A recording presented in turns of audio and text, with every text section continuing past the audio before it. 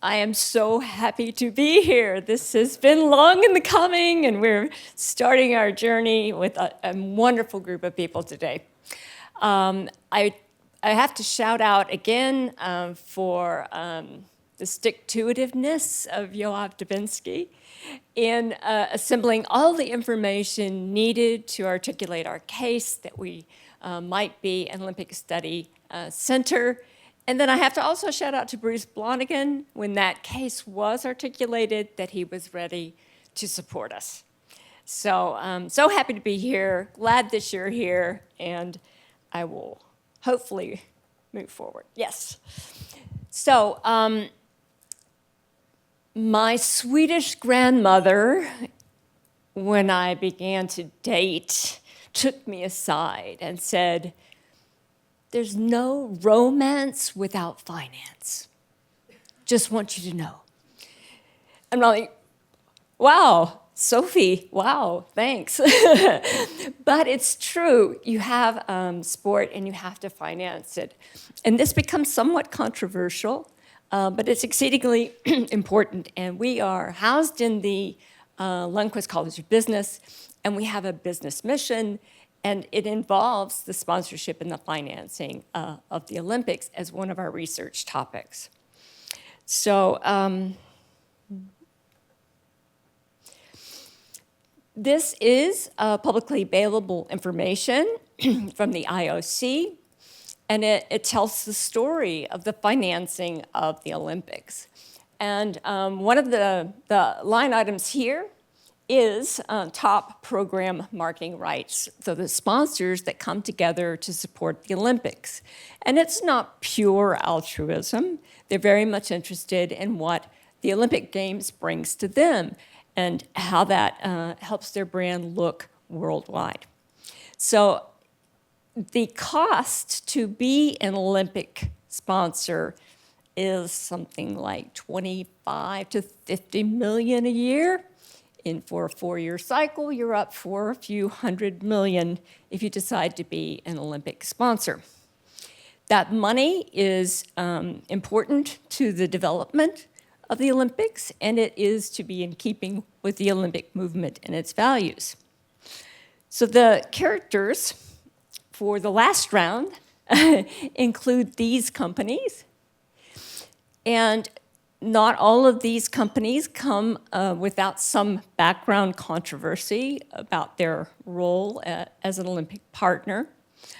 But if you look at the Olympics and their decision-making recently, for example, to include non-alcoholic beer, and then eventually for LA, they're going to include an alcoholic beer. It is sometimes controversial, but it is still also part of this funding mechanism. The sponsors, it is a cost, a requirement to solicit and bring in new sponsors. And what you'd ideally like to do, as John Davis pointed out, you'd like to keep them long-term, and they'd like to stay long-term because the value of sponsoring comes from a long-term relationship. So looking at these companies, we can say that many of them have been with the Olympics a very long time. That said, there might be an Olympic partner that you would know that is gone from the Olympics, and that Olympic partner is McDonald's. They left in 2017, but you still remember that they were an Olympic sponsor. That is part of the research, and I'll just bring forward one research project to give you a feel for it that we've been doing. And that is on the idea of shared brand equity. So of the various research projects, this is one of my favorites because it's so applicable to what happens with the Olympics, because it is a minimum 4 years, oftentimes multi-decade relationship. That brand right there behind Léon Marchand is an Olympic sponsor of the timing pieces, Omega, and they have been with the Olympics for decades. So the question is then in this idea, this research project, projects actually, what is it that people remember, and how is that beneficial to the brands that are sponsoring the Olympics? Is there association with pride or with, sportspersonship? Or what is it that drives that nexus, that link between the brand and the Olympics? And then how does that work? In business, traditionally, there's an idea of brand equity.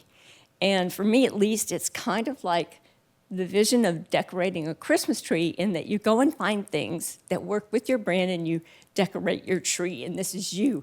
This is all the things that you've been associated with. But the truth of the matter is, with our revised theory of shared brand equity, it's not your tree, it's a shared tree. For better or for worse, for like it or for not, it is a shared relationship. And decades of relationship then bring you to the point where you can't be thought of in terms of what you've done and historically without that other partner being thought of as well. When you think of the Olympics and their history, and you think of the controversy and the supporters, you can't not remember McDonald's was there. McDonald's was significant for many, many decades. So this is just one project trying to give you a little feel for the research that we're doing.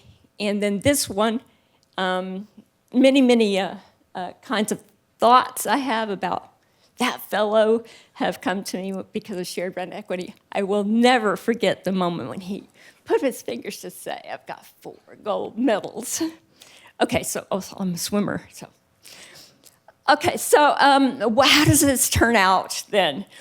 The IOC brings in the money, but then they spend the money on things that we know fund the Olympic movement. The youth games, the international federations. I have had the amazing opportunity to continue to teach in a program over in Korea, and many of the students in that program are actually from international federations or national Olympic committees. And those individuals, oftentimes, this is so important to them, so important to their country, and they have so little support, if not for the IOC. So I've seen it in action, I've seen it be a beautiful thing, and I'm absolutely delighted to be here today. I want to put in one more point, that we now have an Olympic Studies Hub, but we have been, as other people have noted, working so hard in this space for very long, including our Global Sport University Network, fondly called GSUN, where we're bringing together universities around the world in a partnership to develop the cutting edge, to better find and see the cutting edge of research and social support and everything that goes into sport. Together, we can see where the edge is better than we can independently. Thank you so much.